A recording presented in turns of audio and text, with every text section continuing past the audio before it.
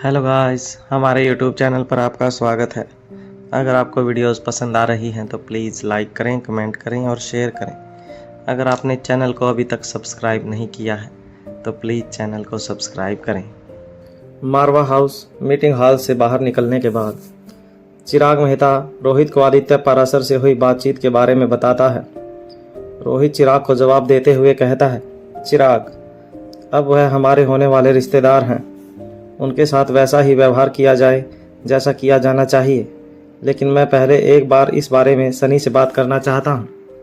अब चिराग पूछता है, क्या कल की मीटिंग को आगे के लिए पोस्टपोन कर दें? रोहित कहता है, नहीं, हमें बहुत कम वक्त में काफ़ी काम निपटाने हैं।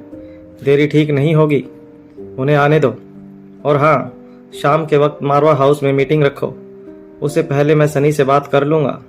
तुम एक काम करो, सनी के माता पिता को भी कल शाम मिलने के लिए बुला लो। उनसे कहो कि मैं मिलना चाहता हूँ। अब चिराग कहता है, जी सर। ऐसा कहने के बाद चिराग मेहता वहाँ से रवाना हो जाता है। सनी का कमरा मारवा हाउस। सनी झूमते हुए अपने कमरे में पहुँचता है। उसका पूरा ध्यान अपने फ़ोन पर था।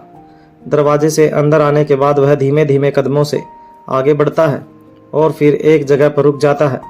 फ़ोन पर कुछ टाइप करने के बाद वह अपने फ़ोन को स्लीपिंग मोड में डालता है और उसे बिस्तर पर फेंक देता है। अभी तक उसने अपना चेहरा उठाकर एक बार भी अपने कमरे में चारों तरफ नहीं देखा था, लेकिन जैसे ही वह 2 कदम आगे बढ़ता है, अचानक से उसे महसूस होता है कि वहीं सोफे पर कोई मौजूद है। वह जैसे ही अपनी गर्दन घुमाता है तो एक पल के लिए दंग रह जाता है और उसके मुंह से अटकते हुए निकलता है, रोहित भैया, आप यहाँ। रोहित अपने एक पैर पर दूसरा पैर चढ़ाकर अपनी कमर को बैक रेस्ट डालकर बड़े ही रिलैक्स मोड में बैठा था। उसने अपने एक हाथ को भी बैक रेस्ट पर ही रखा हुआ था और सनी के कमरे में आने का इंतजार कर रहा था। अब सनी खुद को संभालते हुए मुस्कुराकर आगे कहता है, कुछ काम था तो आप मुझे कह देते, मैं आपके पास आ जाता। अब रोहित बोलता है, क्या मैं यहाँ नहीं आ सकता? सनी मुस्कुराते हुए कहता है, यह कैसी बातें कर रहे हैं भैया आप ही का घर है, आप ही का कमरा है, आप कभी भी कहीं भी आ सकते हैं। मैं तो बस यह कह रहा था कि मुझे कह देते तो आपको परेशानी नहीं होती। इतना कहने के बाद सनी बिल्कुल खामोश हो जाता है।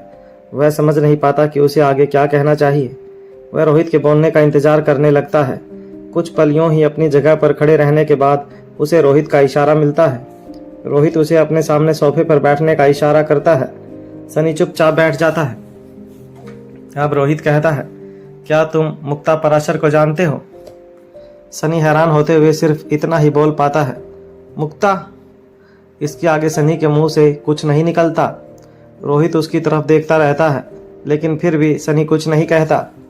तब रोहित लंबी गहरी सांस लेता है और फिर से कहता है, हाँ, मैं मुक्ता के बारे में ही पूछ रहा हूँ।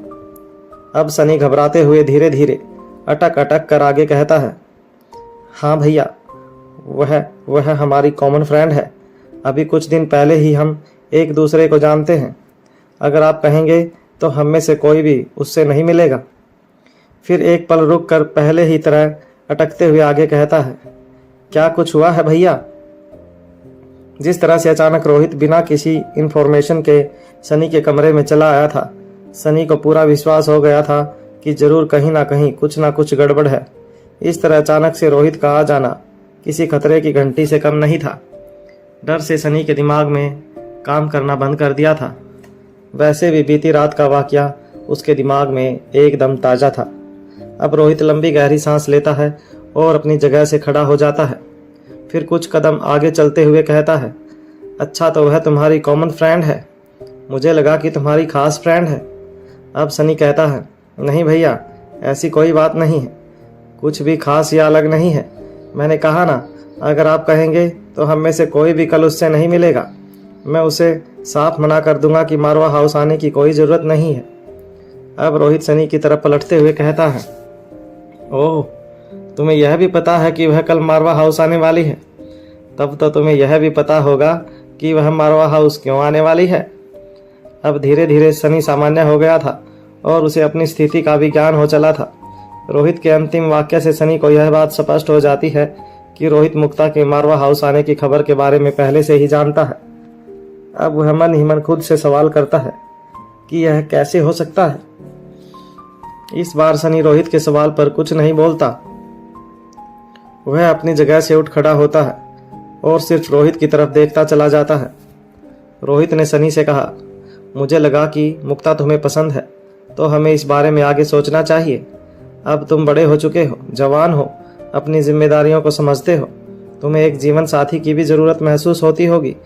मुझे लगा शायद मुक्ता में ही तुम अपना जीवन साथी देखते हो, लेकिन तुमसे बात करने के बाद अब मुझे पता लगा कि वह तुम्हें कुछ खास पसंद नहीं है।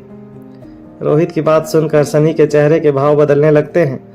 उसके चेहरे पर खुशी, हैरानी और परेशानी एक साथ दिखाई देने लगते हैं। अब उसे समझ नहीं आता कि अपनी कही हुई बात से कैसे पलटे और रोहित को कैसे बताए कि उसे मुक्ता बेहद पसंद है।